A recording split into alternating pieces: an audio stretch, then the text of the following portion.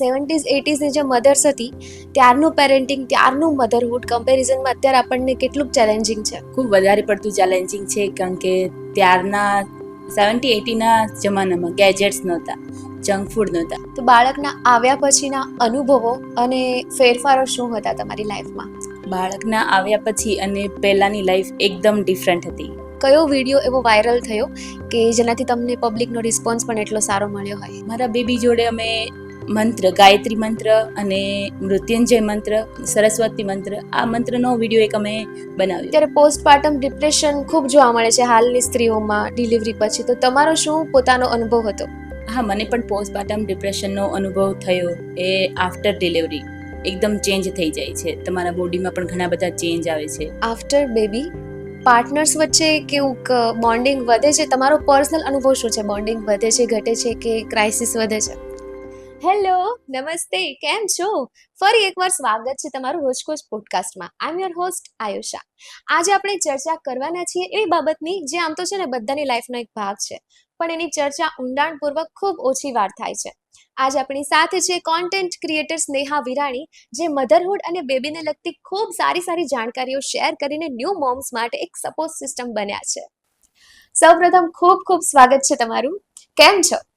આઈ એમ good, અને thank you મને અહીંયા આ પ્લેટફોર્મ પર બોલાવવા માટે. ક્યાંથી છો તમે? અમે મૂળ તો અહીંયા સુરતથી જ છીએ, પણ અમારું વતન બાઢડા છે, સાવરકુંડલાની નજીક. ઓકે. અને તમે શું સ્ટડી કરેલું છે? મેં 12 સુધી જ કર્યું છે સ્ટડી. આગળ પછી બહુ વિચાર નહોતો એટલે છોડી દીધું. બરાબર. અને બિફોર મેરેજ તમે કોઈ જોબ કરતા હતા કે કોઈ પ્રોફેશન તમારું? એટલે ડ્રોઈંગનું મને વધારે ફાવે, તો ડ્રોઈંગમાં મેં જોબ કરી છે, મતલબ લાઈક 4 કે 6 મહિના જેવું, બહુ જ વધારે નહીં. બરાબર છે. કેવી ચાલી રહી છે તમારી મધરહુડ જર્ની હાલ? મધરહુડ જર્ની કહું તો પહેલાંની જર્ની અને અત્યારની જર્ની, જે મધરહુડ જર્ની છે, પહેલાંની જર્ની થોડી ઇઝી હતી, પણ અત્યારે થોડું વધારે ડિફિકલ્ટ છે.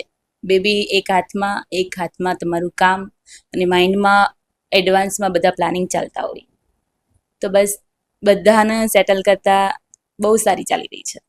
બરાબર છે. એક ખુશી પણ હશે ને? હા, એ બાળકનું સ્મિત જોતા, બાળકનું રડવું, સ્મિત બધું જોઈને એક અલગ આનંદ થાય છે. બરાબર છે. તો બાળકના આવ્યા પછીના અનુભવો અને ફેરફારો શું હતા તમારી લાઈફમાં?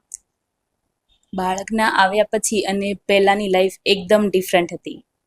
જે પહેલાંની લાઈફ હોય એમાં આપણે આપણા માટે ફૂલ ટાઈમ મતલબ સ્પેન્ડ કરી શકીએ, કંઈ પણ કામ હોય થઈ જાય. અને બાળકના આવ્યા પછી રૂટીન આખું ચેન્જ થઈ જાય છે, કારણ કે સૌથી પહેલી પ્રાયોરિટી આપણી બાળક હોય છે. તો થોડુંક અઘરું પડે અને ચેલેન્જિંગ જેવી લાઈફ પણ છે કે બાળકના આવ્યા પછી એનું શિડ્યુલ બધું મેન્ટેન કરવું, એની સાથે આપણે આપણો મી ટાઈમ કાઢવો, થોડુંક અઘરું પડે, પણ બસ ચાલે. ઓકે. માતૃત્વના અનુભવને કોન્ટેન્ટ રૂપે શેર કરવાની પ્રેરણા ક્યાંથી મળે? માતૃત્વના અનુભવને એમાં એવું હતું, મારે તો 3 સિસ્ટર છે, તો હું કંઈ પણ જરૂર હોય, કંઈ પણ એવું લાગે કે મને અહીંયા અટકું છું, કે પછી અમુક ફિલિંગ્સ એવી હોય જે આપણે કોઈની સાથે શેર કરીએ તો વધારે સારું પડે, તો હું તો મારી સિસ્ટરને પૂછી જ લઉં. પણ ઘણી લેડીઝ એવી હોય જેને પૂછવા માટે કોઈ સ્પેસ ના હોય, કોઈ ના મળે, તો મને લાગ્યું કે હું જો આ કોન્ટેન્ટ રૂપે શેર કરું પેજ બનાવી, તો એ લેડીઝને હેલ્પ મળે. અને સ્પેશિયલી તો ગુજરાતીમાં, કારણ કે ગુજરાતીમાં બહુ ઓછું કન્ટેન્ટ છે મારા ખ્યાલથી. હિન્દી કે અંગ્રેજી આ બંનેમાં તો મળી રહે, જેટલું જોતું હોય એટલું. પણ ગુજરાતી અમુક લેડીઝ હોય જે હિન્દી કે અંગ્રેજીમાં ઓછું મતલબ કમ્ફર્ટેબલ રહે, તો ગુજરાતીમાં વધારે સારું પડે. અને એ વિચારથી મેં આ ચાલુ કર્યું કે જો મારો કોન્ટેન્ટ ગુજરાતીમાં હોય અને એ કોઈ બી લેડીઝને હેલ્પ મળે થોડી, તો મતલબ મારું આ પેજ ચાલુ કરવું સફળ નીવડે. બરાબર વાત છે. મોસ્ટલી કેવું હોય કે આપણી જનરેશનની વ્યક્તિને તો ચલો ઇંગ્લિશ હિન્દીમાં સમજ પડે, પણ જ્યારે ફેમિલી મેમ્બર્સને સમજાવવાની વાત આવે, જ્યારે સ્પેશિયલી પેરેન્ટિંગ બાબતે, તો ગુજરાતીમાં કોન્ટેન્ટ મળી રહે તો એ બાબતે પણ મદદરૂપ થઈ શકે છે. તમારી જર્ની સ્ટાર્ટ થઈ સોશિયલ મીડિયા પર, તો તમને ફોલોવર્સ ક્યારે ગેઇન થયા? કયો વિડીયો એવો વાયરલ થયો કે જેનાથી તમને પબ્લિકનો રિસ્પોન્સ પણ એટલો સારો મળ્યો હોય?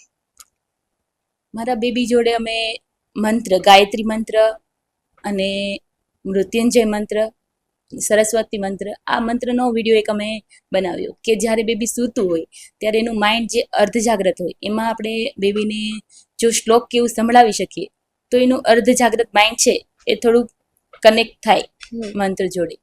તો એ વિડીયો મારો સૌથી અત્યાર સુધીનો વાયરલ ગયેલો છે. મારા ખ્યાલથી 50 લાખ આસપાસ ગયેલો છે. અને તમારી આ જર્ની સ્ટાર્ટ થઈ એને કેટલો સમય થયો? અમારી જર્ની સ્ટાર્ટ થઈને 7.5 મંથ જેવું થયું એમ ચાલે. બરાબર. તમારું બેબી કેટલા મંથનું છે? 7.5 મંથનું છે. અને બેબી જ્યારે આવ્યું, જ્યારે એનો બોર્ન થયો એ દિવસથી જ અમે અમારું પેજ ચાલુ કર્યું છે. તો અમારા માટે બેબી પણ લકી છે. અચ્છા, તે દિવસથી જ વિચારી લીધું કે લોકોને હેલ્પફુલ થવું છે થ્રુઆઉટ. હા, બસ એવું. ઓકે, તમે આ જર્ની સ્ટાર્ટ કરી સોશિયલ મીડિયા પર, તો તમને કોઈ ફેમિલી ઇશ્યુઝ કે એવું કંઈ આવ્યું વચ્ચે? ફેમિલી ઇશ્યુઝ તો નથી રહ્યા, કારણ કે બધાએ એવો સાથ આપ્યો પહેલેથી જ વિડીયોમાં. અને મારા હસબન્ડ જે મને ફૂલ સપોર્ટ કરે છે, તો કોઈ ટેન્શન બી નથી. જ્યારે હસબન્ડ આપણી સાથે હોય તો પછી ટેન્શન ના હોય, કારણ કે તો પછી કોઈ કહેવાનું બી નથી કે તમે વિડીયોઝ કેમ બનાવો છો. અને અમારું સ્પેશિયલ મધરહુડ પર કોન્ટેન્ટ છે, તો એનાથી કોઈને ઇશ્યુ આવે એવું લાગતું પણ નથી, મતલબ ફેમિલીને. તો સૌથી બેસ્ટ રોલ છે મારા હસબન્ડનો. તો તમે સોશિયલ મીડિયા પર કઈ રીતે કોન્ટેન્ટ શેર કરો છો, મતલબ વીકલી કે ડેઈલી? અને બેબી સાથે તમારું રૂટીન કઈ રીતે મેનેજ કરો છો? કોન્ટેન્ટ તો અમે ડેઈલી જ કરીએ છીએ. ડેઈલી 12:50 અમારું વિડીયોઝ આવી જાય છે. અને મોર્નિંગમાં 8:30 અમારી પોસ્ટ આવી જાય છે. ડેઈલીની 2 પોસ્ટ હોય છે, એક પોસ્ટ ને મતલબ એક વિડીયો. અને ડેઈલી અમે બનાવતા નથી. બેબી સાથે ડેઈલી કોન્ટેન્ટ બનાવવું તો થોડુંક અઘરું પડી જાય છે, પણ અમે વીકમાં શનિ રવિમાં મારી રજા હોય છે મારા હસબન્ડને, તો અમે બંને મળીને અમે આખા વીકનું પ્લાનિંગ એડવાન્સમાં કરી લઈએ છીએ.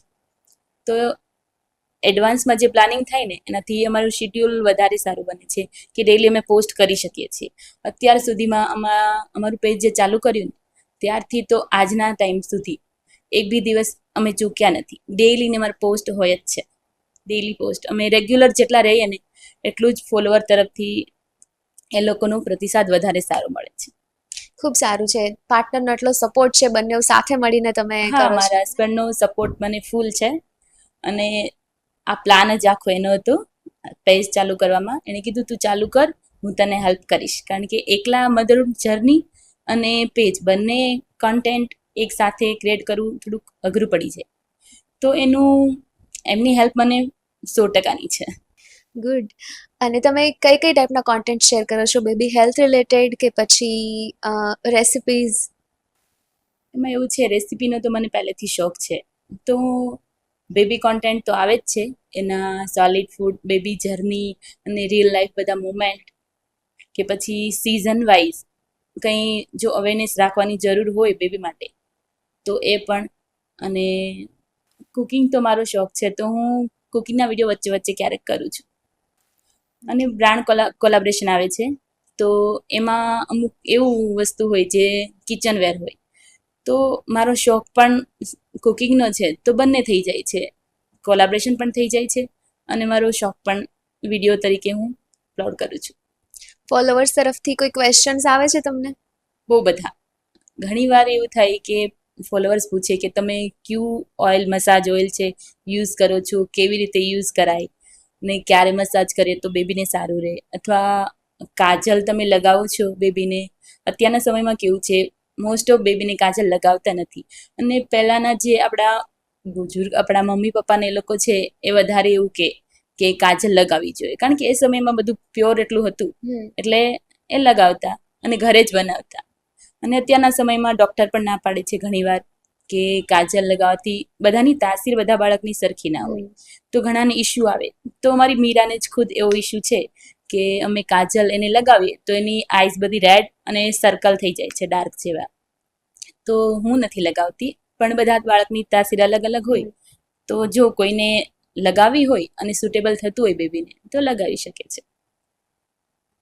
ઘણું હેલ્પફુલ થતું હશે. હા, ઘણું હેલ્પફુલ થાય.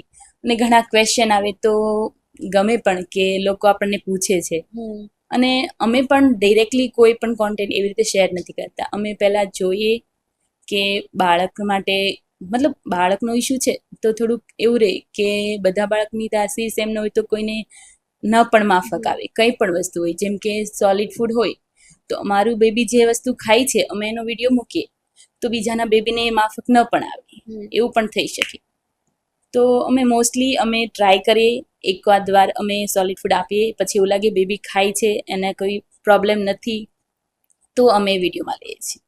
તો એનો સેકન્ડ ટાઈમ અમે વિડીયો બનાવીએ છીએ. પછી હેલ્થ ટાઈપ ઇશ્યુ જો હોય તો થોડુંક તકલીફવાળું થઈ જાય બાળક માટે. નાઇસ. એટલે તમે બધું ડબલ ચેક કરીને પછી કોન્ટેન્ટ શેર કરો છો. હા. અને તમને શું લાગે છે કે 70s 80sની જે મધર્સ હતી ત્યારનું પેરેન્ટિંગ, ત્યારનું મધરહુડ કમ્પેરિઝનમાં અત્યારે આપણને કેટલું ચેલેન્જિંગ છે? ખૂબ વધારે પડતું ચેલેન્જિંગ છે, કારણ કે ત્યારના 70-80ના જમાનામાં ગેજેટ્સ નહોતા, જંક ફૂડ નહોતા. તો આપણે અત્યારે બાળકોને ગેજેટ્સથી બચાવવાના છે, જંક ફૂડથી બચાવવાના છે. અને આપણા મમ્મી પપ્પા હોય, નાના નાની હોય કે દાદા દાદી, એના વધારે પડતા લાડથી બચાવવાના છે.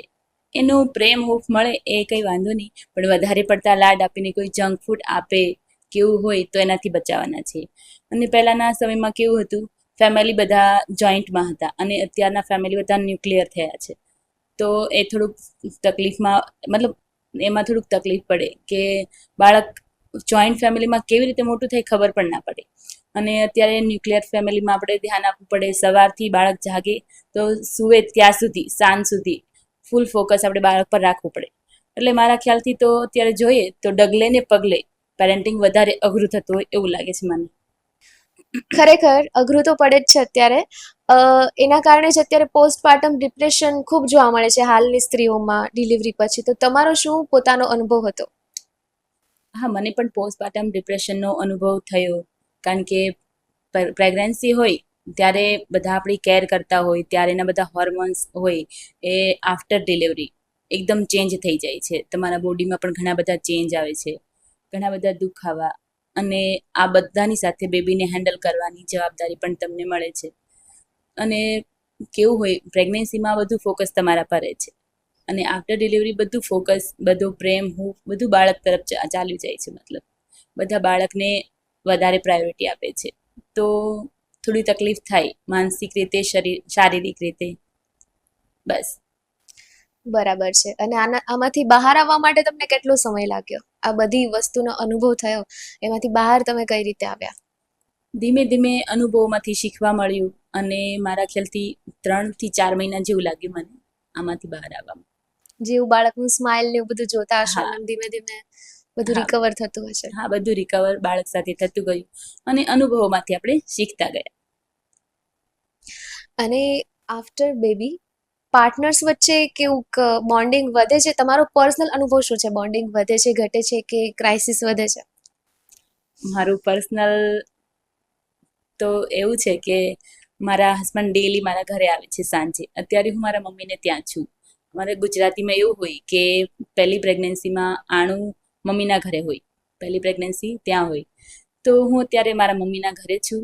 તો ડેઈલી સાંજે આવે છે અને અમે ત્રણેય, મારી બેબી, મારા હસબન્ડ અને હું, ત્રણેય અમે સાથે ટાઈમ સ્પેન્ડ કરીએ છીએ. તો મારા ખ્યાલથી તો પણ દૂર રહેવા છતાં પણ મારું એવું એવું કંઈ લાગતું નથી કે અમારો ટાઈમ પહેલાં કરતાં બેબીને વધારે અમે ફોકસ કરીએ છીએ. અમે ત્રણેય ટાઈમ સ્પેન્ડ કરીએ છીએ. મતલબ હવે થોડું વધારે પડતું સારું છે, કારણ કે એક બેબી આવી ગયું છે. પહેલાં અમે 2 હતા, હવે 3 થયા છીએ. તો બેબી જે છે ને એ અમારા માટે વધારે પડતું, મતલબ પછી તો ડિપેન્ડ કરે છે કે આપણે આપણા પાર્ટનરને કેટલો ટાઈમ ફાળવી શકીએ છીએ. અને અમે તો ત્રણેય બહુ સારી રીતે ટાઈમ સ્પેન્ડ કરીએ છીએ. અને ડેઈલી એ આવે છે તો ડેઈલીનું અમારું રૂટીન છે, સાંજે 1 કલાકથી 1.5 કલાક અમે સાથે ટાઈમ સ્પેન્ડ કરીએ છીએ. તમે તમારો મી ટાઈમ કઈ રીતે સ્પેન્ડ કરો છો? કોઈ એક્ટિવિટી કે તમે એકલા, તમને ટાઈમ મળે છે બેબી સિવાય? બેબી સિવાય તો કોન્ટેન્ટ ક્રિએટ કરવામાં, અને કોઈ ઘરનું કામ હોય કે બેબી રિલેટેડ કોઈ કામ હોય, બહાર જવાનું હોય, તો એ બધું હું મારા મી ટાઈમમાં ઝાઝા ભાગે લઉં છું. બાકી તો મારો મોસ્ટ ઓફ ટાઈમ તો બેબીમાં જ જાય છે. અત્યારે મારી બેબી નાની છે તો મોસ્ટ ઓફ ટાઈમ મારો બેબીમાં જાય છે. અને વચ્ચે વચ્ચે ટાઈમ મળે તો સ્ક્રિપ્ટ લખવાનું, આઈડિયા નવા વિચારવાના, અને મારા અનુભવો લખવાના, કારણ કે એનાથી જ અમે અમારો કોન્ટેન્ટ બનાવીએ છીએ. તો મેં ફ્રી ટાઈમમાં હું એ કરી લઉં છું. ઓકે, તમારા સોશિયલ મીડિયા તરફથી તમને કોઈ ઇન્કમ સોર્સ છે હાલમાં? હા, એમાં એવું હતું, અમે જ્યારે પેજ ચાલુ કર્યું ત્યારે મારા જે બીજી લેડીઝને હેલ્પ થાય એ માટે જ અમે કર્યું હતું. પણ ધીમે ધીમે, મતલબ ટૂંક સમયમાં ગણો ને તો અમારા ફોલોઅર્સ બહુ બધા વધી ગયા, લોકોએ અમને સારો પ્રતિસાદ આપ્યો. તો એના કારણે બ્રાન્ડ કોલેબોરેશન પણ આવવા માંડ્યા. તો બ્રાન્ડ કોલેબોરેશનમાં સૌથી પહેલાં ટાઇની ટાઈકનું ઘોડિયું આવ્યું, જે મારા બેબી માટે ફૂલ યુઝફુલ હતું. મતલબ જોઈએ તો અમારી પાસે પહેલાં સાદું ઘોડિયું હતું જે ઇલેક્ટ્રિકનું હતું. પણ કહેવાય ને કે તમે કંઈક ચાલુ કરો તો યુનિવર્સ તમારી સાથે બધું આપોઆપ સેટ કરવા માંડે. તો સૌથી પહેલું બ્રાન્ડ કોલેબોરેશનમાં અમારી ટાઇની ટાઈકનું ઘોડિયું આવ્યું, જે મારા બેબી માટે અત્યારે અમે હાલમાં યુઝ કરીએ છીએ. અને અત્યાર સુધી કોઈ પ્રોબ્લેમ પણ આવી નથી. અને ધીમે ધીમે બ્રાન્ડ કોલેબોરેશન આવતા રહ્યા, અને ફેસબુકમાંથી પણ અત્યારે મારી ઇન્કમ ચાલુ છે. તો કોલેબોરેશન પણ અમે એવું જ લઈએ છીએ જે બેબીને સુટેબલ હોય. અમે ડબલ ચેક કરીને પછી લઈએ છીએ. એવું નહીં કે જો ઇન્કમ થાય છે અને કોલેબોરેશન આવે છે તો હા પાડી દઈએ. પહેલાં ચેક કરીએ કે કંપની કઈ ટાઈપની છે અને એનું મેઇન સોર્સ શું છે, પછી જ અમે લઈએ છીએ. બરાબર. તો તમને તમારા બેબી માટે સૌથી બેસ્ટ પ્રોડક્ટ કઈ લાગી આજ સુધીમાં? આજ સુધીમાં બેસ્ટ પ્રોડક્ટ તો ફૂલ યુઝફુલમાં તો અમે ટાઇની ટાઈકીનું ઘોડ્યું છે. એ અત્યાર સુધી અમે ડેઈલી યુઝ કરીએ છીએ, તો એ વધારે પડતી બેસ્ટ છે. સ્કિન કેર રૂટીન કોઈ?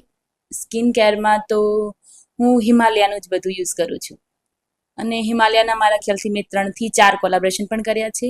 અને મને મારી બેન એને મને સજેસ્ટ કર્યું કે હિમાલયાનું સારું છે, તો પહેલેથી હું એને કરું છું, હિમાલયાનું જ બધું યુઝ કરું છું. અને મારા બેબીને સુટેબલ પણ છે. ઘણીવાર એવું હોય કે બીજા બેબીને સુટેબલ ના પણ થાય, પણ મારા બેબીને સૂટ થયું છે એટલે હું એ જ વાપરું છું એના માટે. ઓકે, અને તમારા બેબી માટે તમે સોલિડ ફૂડમાં એને શું આપો છો? 8 મંથનું થયું છે, રાઈટ? તો એને તમારું ડેઈલી રૂટીન શું છે ફૂડ માટેનું? 7 મંથથી મેં ધીમે ધીમે સોલિડ ફૂડ આપવાનું ચાલુ કર્યું છે. એનું વીકલી પ્લાન હોય કે વીકમાં સેટ હોય કે આ દિવસે આ આપવાનું. અને દિવસમાં હું 3 વાર આપું છું એને. સવારથી મતલબ બપોરના 12 વાગ્યા પહેલાં એને કોઈ પણ ફ્રૂટ આપવું. સિઝનેબલ અપાય તો વધારે સારું પડે.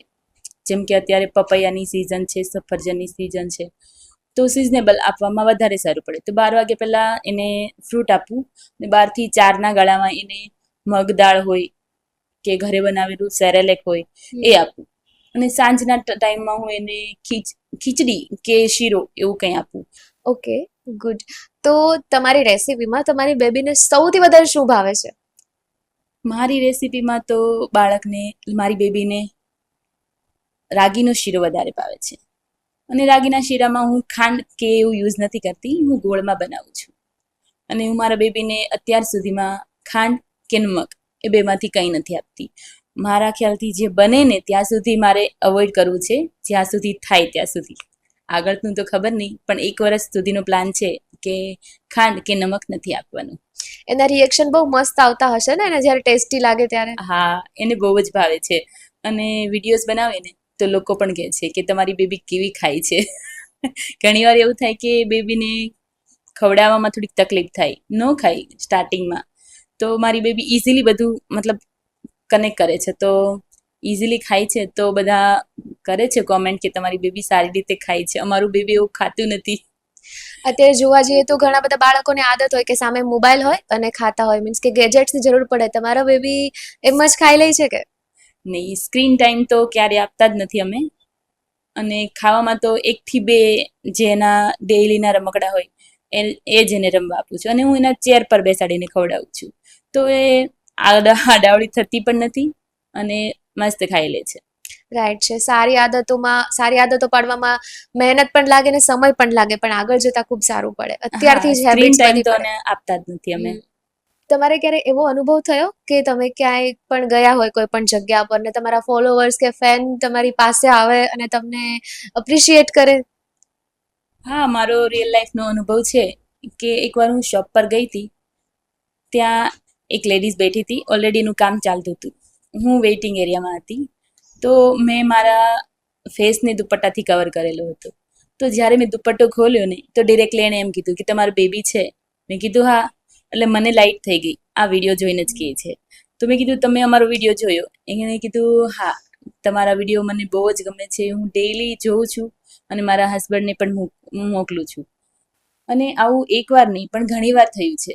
તો જ્યારે આવું થાય, કોઈ એવું મળે ત્યારે ઇન્સ્પિરેશન વધારે મળે અને એવું થાય કે આવા કોન્ટેન્ટ હું વધારે બનાવું. લોકો મારા વિડીયો જુએ છે, મને એપ્રિશિએટ કરે છે. અને ફેમિલીમાં પણ એવું થતું હશે ને, જ્યારે કોઈ ફેમિલી ફંક્શન હોય ને તમે જાઓ એટલે બધા લોકો ઓળખતા હોય? હા, સ્ટાર્ટિંગમાં તો નહીં, પણ હવે મારા વિડીયો વધારે પડતા વાયરલ થાય છે તો બધાને એવું લાગે, જ્યારે પણ આપણે ફંક્શનમાં જઈએ તો ડિરેક્ટલી મીરાને રમાડવા લાગે કે તું તો બહુ ક્યુટ ક્યુટ વિડીયોઝ બનાવે છે, બનાવતી રહેજે, તારા વિડીયોઝ બહુ ક્યુટ ક્યુટ હોય છે, એવું બધું. બચ્ચા અભી સે સેલિબ્રિટી બન ગયા, રાઈટ? હા, એવું છે. તમારા બંને વચ્ચે તો ખૂબ બોન્ડિંગ સારું છે, એકબીજાને સપોર્ટ કરીને આટલા આગળ આવ્યા છો. પણ મેં મોસ્ટલી એવું સાંભળેલું છે ઘણા બધાના મોઢે કે બાળક આવ્યા પછી કપલ્સ વચ્ચે ખૂબ ઝઘડાઓ થતા હોય, મિસઅન્ડરસ્ટેન્ડિંગ થતી હોય, એકબીજા માટે ટાઈમ ના મળતો હોય. તો તમે શું સલાહ આપવા માંગશો બીજા કપલ્સને? હા, તો મારા ફોલોઅર્સના પણ ઘણીવાર મેસેજ આવે કે બેબી આવ્યા પછી ઝઘડાઓ વધી જાય છે, અન્ડરસ્ટેન્ડિંગ થોડુંક મિસઅન્ડરસ્ટેન્ડિંગ જેવું વધી જાય છે. તો હું એમને અને બીજા કપલ્સને એટલું જ કહીશ કે તમે દિવસના 24 કલાકમાંથી 23 કલાક ભલે બાળકને ફાળવો કે તમારા કામમાં ફાળવો, પણ જે 24મો 1 કલાક છે એ બંને સાથે રહો, ડેઈલીનું રૂટીન શેર કરો. કોઈ પણ વસ્તુ હોય, ક્યાંય બહાર જાઓ, 1 કલાક મતલબ સાથે દિવસનો તમે રહો તો તમારું અન્ડરસ્ટેન્ડિંગ સારું બનશે અને મિસઅન્ડરસ્ટેન્ડિંગ ઓછું થશે. સાચી વાત છે. પેલું કહેવાય ને કે કમ્યુનિકેશન ઇઝ ધ કી. આપણે વાતો કરીએ તો બધા સોલ્યુશન મળી આવે. અને આ તો થઈ પાર્ટનર માટે ટાઈમ કાઢવાની વાત. હવે મી ટાઈમને કઈ રીતે એન્જોય કરવાનું આફ્ટર બેબી? તમે કઈ રીતે એન્જોય કરો છો? તમારો મી ટાઈમ કઈ રીતે કાઢો છો? મને જ્યારે પણ ફ્રી ટાઈમ મળે છે તો હું મોસ્ટલી મારી હોબી માટે ટાઈમ કાઢું છું. મને ડ્રોઈંગની હોબી છે તો હું ડ્રોઈંગ કરી લઉં, કે પછી મારા પેજ માટે કંઈ કામ કરવાનું હોય તો એ કરી લઉં. અને કંઈ પણ ના મળે તો થોડું ચાલવા નીકળી જાઉં, કારણ કે થોડું ચાલીએ ને તો પણ શારીરિક અને માનસિક રીતે રિલેક્સેશન મળે છે. બરાબર છે. માતૃત્વની જર્નીમાં તમને સારા અને ખરાબ કયા કયા અનુભવો થયા?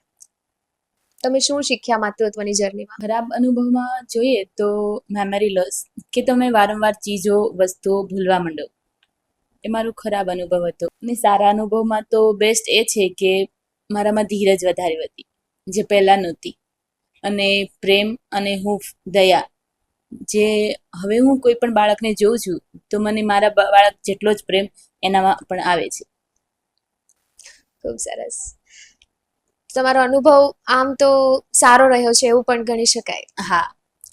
અને ન્યૂ મોમ્સ જે હોય છે, જે ફર્સ્ટ ટાઈમ મધરહુડ અનુભવતી હોય છે, એને પોસ્ટપાર્ટમ ડિપ્રેશન ન થાય તેના માટે તમે શું સલાહ આપશો એમને? ન્યૂ મોમને હું એટલું જ કહીશ, ન્યૂ મોમને નહીં પણ ન્યૂ મોમની ફેમિલીને કહેવાની જરૂર છે અત્યારે જોઈએ તો, કે ન્યૂ મોમને ડિપ્રેશન ન આવે એના માટે એને પ્રેગ્નન્સીમાં જેવી રીતે તમે કેર કરતા હતા, જેવી રીતે પ્રેમ આપતા હતા, એવી રીતે જ બાળક આવ્યા પછી પણ આપો. એટલે એનો એકલતાનો અનુભવ ઓછો થાય. અને ખાસ કરીને પાર્ટનરને કહીએ કે પાર્ટનર પણ જો પ્રેગ્નન્સીમાં જેવું ધ્યાન રાખતા હોય એવું જ બાળક આવ્યા પછી, એટલે એને ઇનસિક્યોર ફીલ ના થાય. કારણ કે ડિલિવરી પછી માતાનું શરીર બેડોળ થઈ ગયું હોય છે, તો એને સેલ્ફ ડાઉટ થોડા વધારે હોય છે. તો જો હસબન્ડનો સપોર્ટ મળશે ને તો એને ડિપ્રેશન નહીં થાય. રાઈટ છે. હા, મોસ્ટલી એવા ટાઈમ પર ઇમોશનલ સપોર્ટની ખૂબ જ જરૂર હોય. તમે કીધું એમ કે સ્ટ્રેચ માર્ક્સ છે કે બોડી વધી જવું છે, કે ત્યારે સેલ્ફ ડાઉટ ઘણા વધી જતા હશે આઈ થિંક. હા. અને મેં ઘણીવાર એવું પણ સાંભળ્યું છે ઘણા બધા લોકોના મોઢે કે બાળક આવ્યા પછી એક માં, એક સ્ત્રી બહુ ચીડચીડી થઈ જાય છે. તો તમારો અનુભવ કેવો રહ્યો છે? આવું થયું છે તમારી સાથે? હા, સ્ટાર્ટિંગના ફેઝમાં થયું, કારણ કે દિવસ રાત બધું એક સમાન જેવું થઈ જાય. તમે રાત્રે પણ ઊંઘ ના લઈ શકો, બાળકની કેર કરવામાં તમે હોય તો ઘણીવાર ચીડચીડાપણું થાય છે. હા, મારી સાથે પણ આવો અનુભવ થયો છે, કારણ કે 24 કલાક જો તમારે જાગવું પડે બાળક સાથે, કારણ કે બાળક જાગતું હોય તો નીંદર ના થાય તો ચીડચીડાપણું થવું સ્વાભાવિક છે. અને મને પણ આનો અનુભવ સ્ટાર્ટિંગમાં થયો જ છે. અને ખાસ આ સમયમાં સ્ત્રીને જજ કરવાને બદલે એને સમજવાનો પ્રયત્ન કરવો જોઈએ મારા ખ્યાલથી તો. રાઈટ છે. કારણ કે એ સમયમાં એ ખુદ પોતાને પણ નથી સમજી શકતી હોતી કે એની સાથે શું થાય છે એકચ્યુઅલી. હા ઘણા બધા ફેરફારો આવ્યા હોય છે. હા.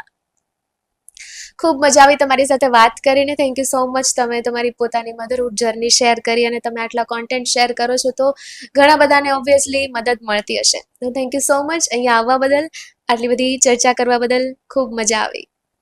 તમારો પણ ખૂબ ખૂબ આભાર મને અહીંયા બોલાવવા માટે. અને મને પણ આ પોડકાસ્ટમાં બહુ જ મજા આવી. સો આપણે આ પોડકાસ્ટને પૂર્ણ વિરામ આપીએ છીએ. આઈ થિંક તમને પણ ઘણું બધું જાણવા મળ્યું જ હશે. આ પોડકાસ્ટ તમને યુઝફુલ લાગ્યો હોય તો કમેન્ટ, શેર અને લાઇક કરવાનું ભૂલતા નહીં. મળીએ નેક્સ્ટ પોડકાસ્ટમાં. ત્યાં સુધી બાય.